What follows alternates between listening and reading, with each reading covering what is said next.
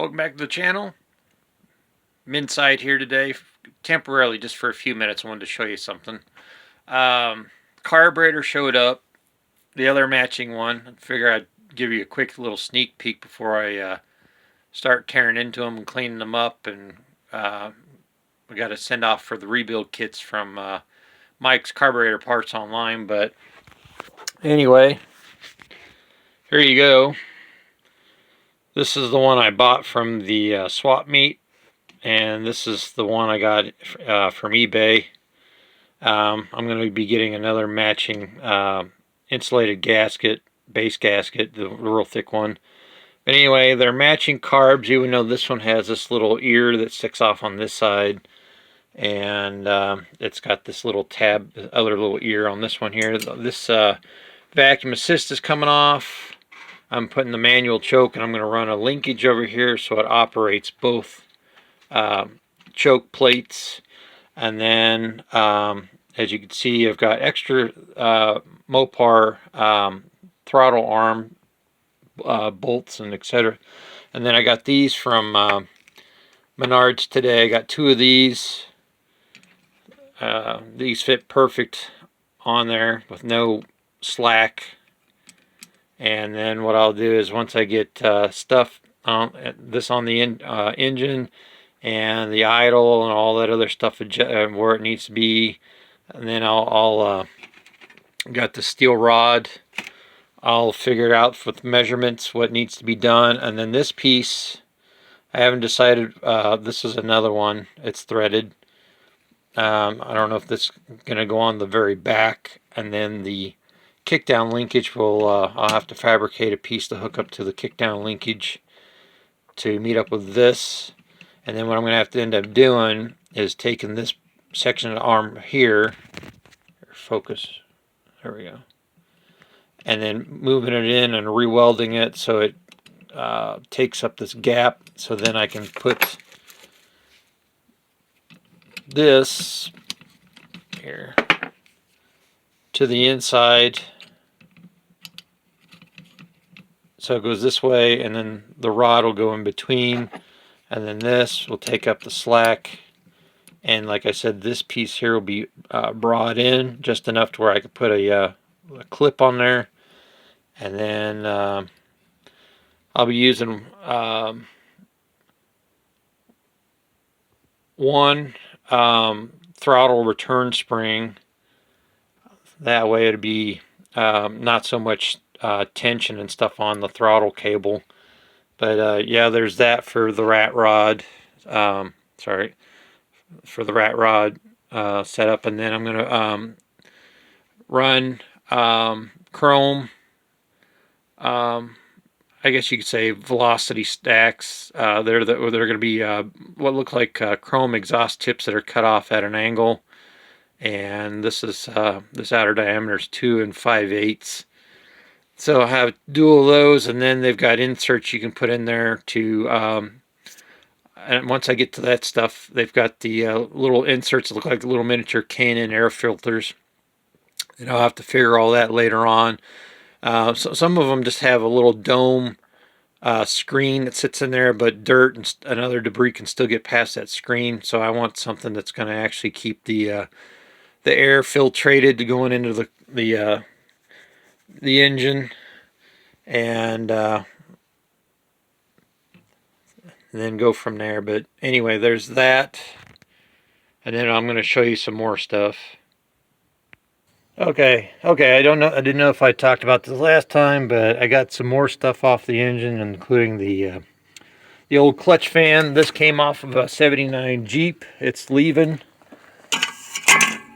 And I got, like I said, for that Slant 6, remember I had that 1978 clutch fan set up from a Mercedes-Benz that worked great on the Slant 6. So, and then I saved this from the salvage yard. This came off of an 87 D250 pickup with the Slant 6. So it's the factory radiator shroud, and take a look at this. It bolts right up.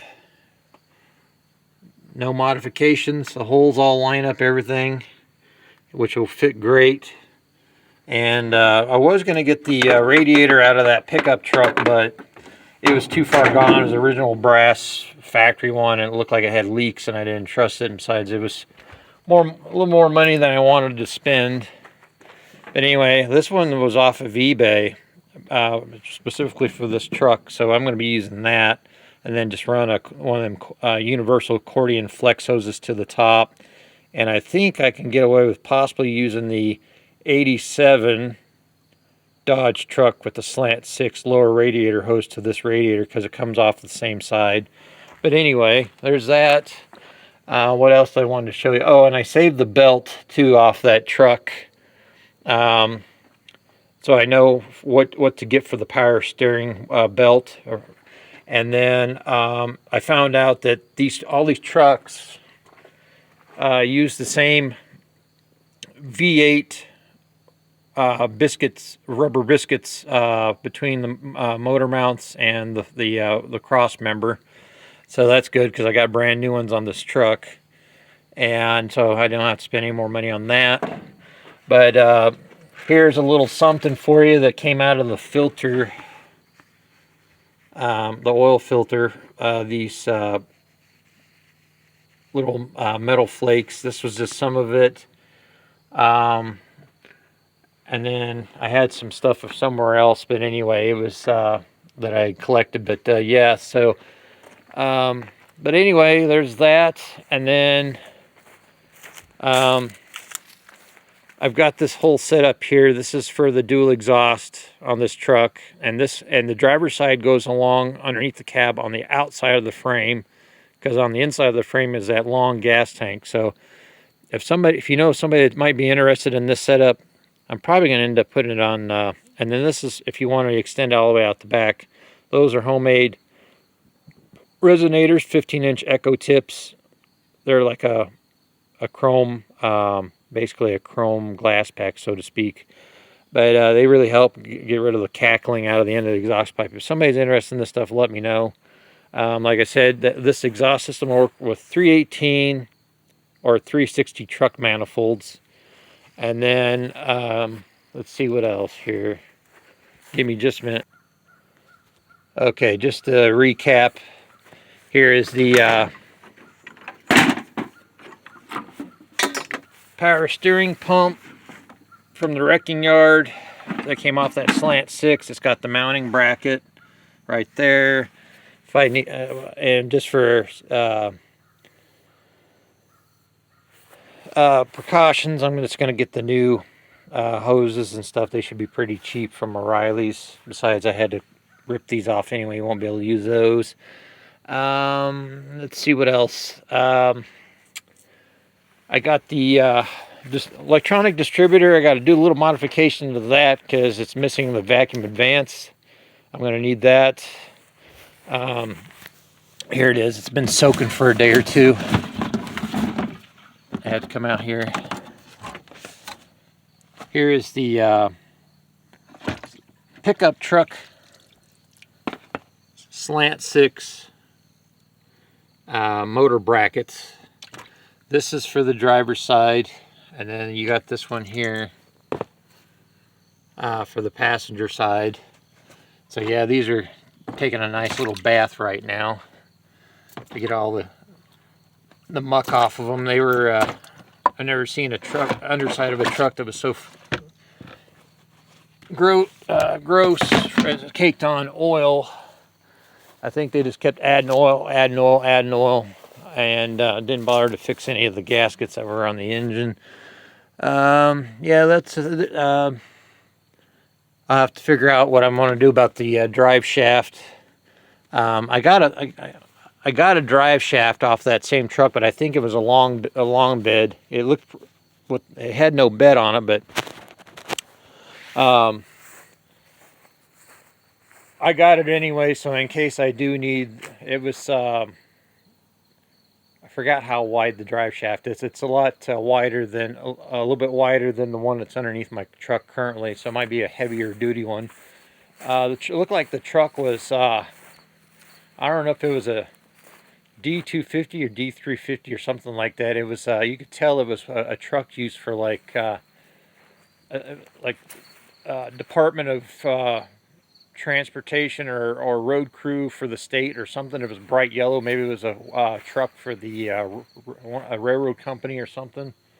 But but yeah, it was like that school bus yellow, and it was all heavy duty frame suspension and stuff underneath there. And the only thing that irritated me was that I spent a good deal of time getting the oil pan off that, because those truck oil pans have a special oil pan where the dipstick tube comes out from the side of the pan itself. And I took it all the way up there to pay for all the parts, and then they told me, we can't sell that oil pan to you. And I was like, well, why? I have to have it for the conversion. Oh, well, the owner said that they made a new policy now that we can't sell the oil pans off of engines and stuff. So you either have to buy the whole engine, and this was at Buddy's Auto Salvage in between Springfield and Republic, Missouri. And I guess now that they're competing with Pick and Pull, and there used to be like, you could go up and get an engine for like $150 or something like that, maybe $200, and a core, and they said the core could be like, it could be an old lawnmower engine, you know, whatever. It's like, okay, now they want $399 for a used engine out of the salvage yard. So yeah, I was like, well, they could keep the pan. So they were going to go take the pan, put it back underneath that truck. I guess one of their guys that takes parts off, it was like, well, little did they know I ended up keeping the old pan bolts.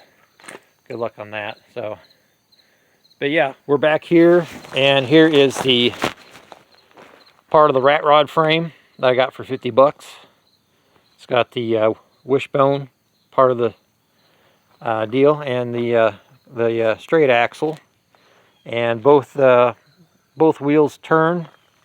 There's some odds and ends that's got to be replaced. Like, I think this little mounting tab right here or something, bro. I'll have to take a better look at some of the, and then this this drag link here is bent. I think they make new ones of those. So, but anyway, can't beat it for $50. And then but yeah, there's that. And then I'm getting the frame Friday. Today is Sunday, so I don't want to spend too much time down here, because it's like the Amazon jungle down here. We still got some mosquitoes out and about. But anyway, so that's what's going on.